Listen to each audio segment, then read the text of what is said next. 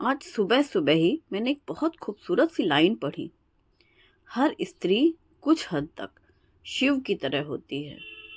कतरा कतरा विष जीवन भर पिया करती है। पता नहीं क्यों मुझे ये लाइन पढ़ करके इतनी ज़्यादा दिल को भा गई कि मुझे लगा कि आज तो मैं शुरुआत इसी से करूँगी अपने व्लॉग की। ये बात बिल्कुल सच है। स्त्री का जीवन इतना आसान नहीं होता।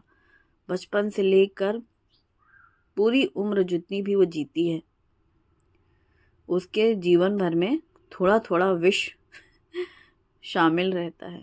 बस फर्क इतना है कि कभी कभी आता है शिवजी जैसा तांडव तेज। बाकी बर्दाश्त करने की क्षमता जितनी होती है ना स्त्री में, उतनी किसी में नहीं हो सकती। आज 8 मार्च है। 8 मार्च सुनते ही तारीखें कैलेंडर की हर महीने 8 तारीख आती है, लेकिन जब मार्च में आता है तो इसको महिला दिवस के नाम से जानते हैं। International women's day. एक दिन अगर हम लोग लेडीज़ के जीवन की बात सोचें, कभी देखें अपने आसपास, अपना तो छोड़ो, मतलब खुद का जीवन तो सबको पता ही है। अगर हम आसपास भी देखें तो इतनी मुश्किलें हैं, इतनी मुश्किलें हैं कि वो एक दिन में अगर वो सारा दिन नाचती कूदती हुई रहे ना, तो भी वो पूरा नहीं हो सकता। मतलब दुख, परेशानियाँ जो होती हैं, जो उनकी सहनशीलता होती है, क्षमता, उसका तो कोई मुकाबला ही नहीं है भाई। कितनी भी परेशानियाँ आ जाएं और उसको उसी तरीके से हंसना मुस्कुराना भी आता है और उसी तरीके से अपनी परेशानियों का हल निकालना भी आता है। तो ये लाइन मुझे बहुत अच्छी लगी। और आप लोगों ने, जितने भी लोगों ने ये लाइन मेरे मुँह से सुनी या अभी देखा टेक्स्ट में, किसको ऐसा फील हुआ जैसा मुझे फील हुआ? आज कुछ लेना देना नहीं था इस बात से। आज तो 7 मार्च का ये व्लॉग है, चूँकि आप 8 को देख रहे हैं, कल का व्लॉग है ये। बट मुझे ये लाइन काफ़ी हद तक महिला दिवस के लिए बड़ी सूट लगी करी, क्योंकि एक दिन में इतना उत्साह किस बात का। जैसे कि मैंने पहले भी एक बार अपनी लाइफ का एक बड़ा ख़ास दिन था, तो मैंने कहा था कि सेलिब्रेट किस बात का भाई किस बात का सेलिब्रेशन। तो वही चीज़ है कि ये जो सेलिब्रेशन है, हाँ ठीक है, खुश होने के लिए तो काफ़ी है ये सोचना कि आज का दिन हमारा है। सुबह सो के उठते ही सोच वहीं से शुरू होती है, खाने में क्या बनेगा, आज नाश्ते में क्या बनाऊं अपने परिवार के लिए, या क्या ऐसा करूं, है ना। तो आज का भी दिन, जैसे कि ये सैटरडे का व्लॉग है, तो हस्बैंड की ड्यूटी यहीं भुसावल थी। ये बात मुझे फ्राइडे उन्होंने बताई रात में, लेकिन सैटरडे को सुबह ही पता चलता है कि हमें मीनू खंडवा जाना है। अब खंडवा जाना है, अभी अभी जाना है।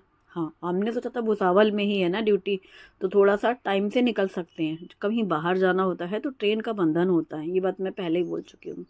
तो जितनी जल्दी उन्होंने बोला, मतलब जितनी जल्दी उनको पता चला कि अभी फ़ोन आया और खंडवा जाना है, उतनी ही देर में हमने सिर्फ आटा गूँथा, आटा गूँथ के पराठे बनाए। और कोई सब्जी बनानी थी, बड़े आराम से बनाना था, पनीर भुर्जी बनानी थी, सब प्लान था, पराठा पनीर भुर्जी। पर इतनी स्पीड में नाश्ता देना था कि आटा गूँथ के सिर्फ पराठे सेके। और फिर आती है बारी हमारे बुकनों की। ये हमारे फैमिली का स्टार है हाजमा। बुकनू जो है ना, वो एक हाजमा का मसाला बनते हैं। और इसके साथ, जैसे आदमी कहते नहीं कहावत, हम तो भाई चटनी रोटी खा के गुजारा कर सकते हैं, वैसे ही हम लोग बुकनू पराठा खा के गुजारा कर सकते हैं। तो ये हमारा बहुत स्वादिष्ट वाला नाश्ता है। इसके सामने हमारे प्लान किए हुए नाश्ते भी फेल रहते हैं। तो फिर जैसे ही हस्बैंड को दिया गर्मा गर्म बुकनू पराठा, और फिर मैंने भी अपने लिए पराठा बना लिया, चाय पी लिया, हो गया नाश्ता। सोचा कुछ और था, सोचा क्या था, बड़ी प्लानिंग के साथ। मतलब जैसे एक दिन पहले प्लानिंग करनी पड़ती है ना कि कल सुबह क्या होगा, तो आज की प्लानिंग के तहत पनीर भुर्जी बननी थी। अब जैसे ही हस्बैंड चले गए, जितनी देर उन्होंने नहाया उतनी देर हमने चाय नाश्ता बनाया, पराठा, और बस उन्होंने नाश्ता किया, तुरंत चले गए। अब शुभम के लिए बना रही हूँ मैं। तो फिर ये हुआ कि मैं और शुभम है, अब शुभम के लिए क्या बनाऊँ। शुभम ने कहा कोई बात नहीं, मैं दूध ब्रेड स्लाइस ले लूँगा, अब आप आराम से बनाइए। ऐसा भी हुआ। तो फिर उसने भी अपना वो क्या उसका पीनट बटर ब्रेड और दूध ले लिया उसने नाश्ते में। अब लंच में हम और शुभम थे, तो लंच के लिए फिर बन रही है पनीर भुर्जी, जो कि सुबह बननी थी तो फिर पनीर मैंने घर पे बनाया था, तो अब हाफ़ ले लिया है, उसको ऐसे क्रम्बल कर लिया है।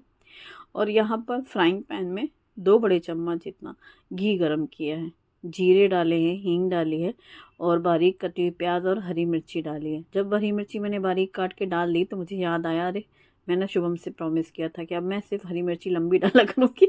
फिर डाल गई आदत से मजबूर। उसने कुछ नहीं कहा, खा लिया साइड करते हुए हरी मिर्ची को।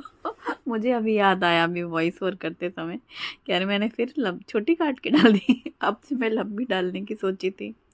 अभी जब प्याज अच्छी फ्राई हो गई है, इसमें एक कटे हुए टमाटर डाले हैं 2, हल्दी धनिया मिर्ची रेगुलर से मसाले, फिर इसमें डाली है पाव भाजी और पाव भाजी नहीं डाली, पाव भाजी मसाला डाला और नमक डाला।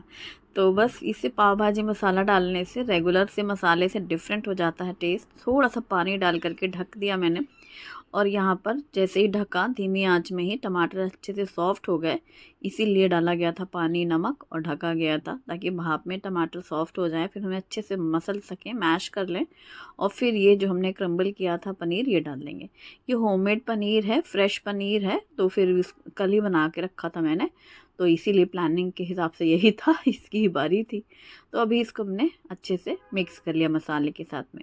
रेगुलर से जो मसाले हल्दी धनिया मिर्ची वो बहुत कम कम डाली थी, लेकिन पाव भाजी मसाला 2 चम्मच डाला है, जिससे बहुत अच्छा खुशबू और टेस्ट आता है। सब मिक्स करने के बाद इससे ज़्यादा देर पकाने में टाइम भी नहीं लगता। कटा हुआ धनिया पत्ता डाला और हाँ, थोड़ा सा इसको ढीला कर लेते हैं, मतलब थोड़ी सी लटपट सी रहे, एकदम ड्राई सी ना रहे। तो मैं यहाँ पर गैस बंद करने के बाद दूध मिक्स कर रही हूँ, क्योंकि कई बार क्या होता है गैस ऑन हो और आप दूध डालें तो दूध फट सी जाती है, क्योंकि वो टमाटर का खट्टापन रहता है और गरम कर रहे होते हैं, नमक वगैरह डला होता है। तो कभी भी आप दही तड़का बनाएं या फिर कोई ऐसी चीज़ बनाते हैं तो आप गैस ऑफ कर लें, फिर दूध मिक्स करें, भले ही फिर आप दोबारा से ऑन कर लें, एक बार अच्छे से मिक्स कर लें। तो फिर ज़रूरत नहीं पड़ी मुझे ऑन करने की, मैंने थोड़ा सा दूध डाला था, नॉर्मल टेम्परेचर में भी था दूध और पैन गरम था ना, तो वो पूरा अच्छे से मिक्स हो गया। अब ये हमारी लटपट सी तैयार हो गई, क्योंकि ठंडे ठंडे होते होते ना कई बार सब्जियां बहुत ड्राई हो जाती हैं, हम गरम भी करते हैं तो फिर वो और ड्राई हो जाती हैं, इसलिए। और ये अब लंच की हो रही है तैयारी, तो मैंने यहाँ पर पनीर भुर्जी और चपाती। शुभम को वैसे मैं कह रही थी पराठे बना दूं, जो सुबह का प्लान था वो अभी कर लेते हैं लंच में। सुबह नाश्ते में पराठे और पनीर भुर्जी डिसाइड किया था कि हस्बैंड ड्यूटी के लिए जाएंगे तो अपना यही खा के जाएंगे, और चूंकि सैटरडे उन्हें यहीं रहना था तो इस हिसाब से फिर हमने सोचा था लंच में अपना दाल चावल बना लेंगे और सुबह पराठा और पनीर भुर्जी हो जाएगा। हमारे घर अक्सर यही होता है, सुबह गरम गरम पराठे सब्जी खा लिए कि हैवी नाश्ता, तो लंच में फिर हम लोग दाल राइस बना लेते हैं। लेकिन वो सारी प्लानिंग प्लॉटिंग फेल हो गई। बुकनू पराठे से हुई शुरुआत, फिर अब लंच में शुभम को चूँकि पराठे पूरी कम पसंद है, उससे लंच में फुल के पसंद है, तो फिर मैंने यही रोटी बना ली और ये पनीर भुर्जी हो गई। फिर चौका बर्तन भी समेट गया, फुर्सत से बैठ गए और दाल चावल खाने के जो सपने थे वो अधूरे रह गए। लंच में यही खाना होगा जो बना है फिलहाल।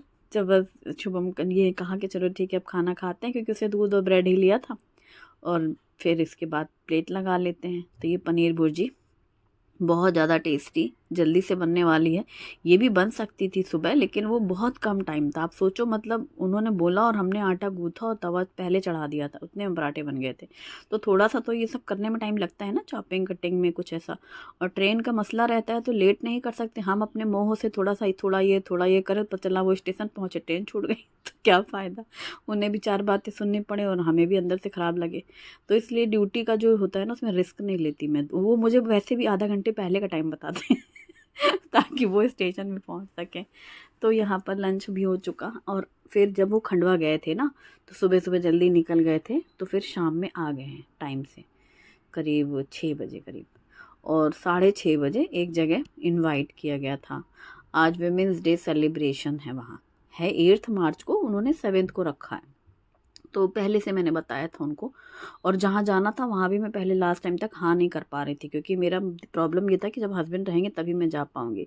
जब ये 6 बजे आ गए तब मैंने डिसाइड किया कि हाँ जा सकते हैं, मतलब आधा घंटे हमारे लिए काफ़ी है, क्या ही कपड़े पहनना, चले जाना है। आ गए हैं तो चले जा रहे हैं, नहीं आ पाते हैं तो हम नहीं जा पाते, मतलब मैंने ऐसा भी बोला था। तो फिर फाइनली मैं आ चुकी हूँ यहाँ पर। आज वुमेंस डे सेलिब्रेशन है, महिला जागृत क्या कहते हैं उसको, सम्मेलन, महोत्सव नाम रखा था उन्होंने। तो यहाँ पे मैं आई हूँ, यहाँ पर भुसावल में ये पारुल वर्मा हैं, ये यहाँ पर जुम्बा क्लासेस लेती हैं। और ये जो वेन्यू है ये है कमल गणपति हॉल। ये जिनका है उनकी घर के से एक हैं श्वेता, अभी आएंगी मैं दिखाऊंगी। तो ये दोनों ने मिलके किया था, पारुल और श्वेता ने। तो श्वेता का तो ये है कमल गणपति हॉल। और जो भी यहाँ पर आने वाले हैं लोग, वो सारे जो जुम्बा क्लासेस में जाते हैं पारुल के यहाँ, वो सारे लोग। और यहीं पर मेरी फ्रेंड है, वो भी यहाँ पर आने वाले हैं, और जिन्होंने मुझे बोला कि आप आओ यहाँ पर। तो ये जो प्रोग्राम हुआ, तो मैं सबको देख रही हूँ, सब बहुत खुश हैं लेडीज़, क्योंकि एक दिन जो बनाया जाता है उसमें ही हम लोग खुश हो जाते हैं। देखो कितनी सिंपल और सरल होती है लेडीज़। यहाँ पर ड्रेस कोड रखा तो उन्होंने वन पीस, हर एज के लेडीज़ थी यहाँ पर। बहुत ओल्ड एज के भी थे, मिडिल एज के भी थे, मेरे जैसे एज के भी लोग हैं, और मेरे से बहुत छोटे और बहुत छोटे, शुभी से भी छोटी छोटी सी बच्चियाँ भी थी जो अपनी मम्मियों के साथ आई। पहले तो धीरे धीरे सब लोग आए, फिर सबका एंट्री कार्ड, क्योंकि यहाँ पर एंट्री जो फीस थी वो भी चार्ज भी था, 500 चार्ज था। और फिर सारे लोग आ गए।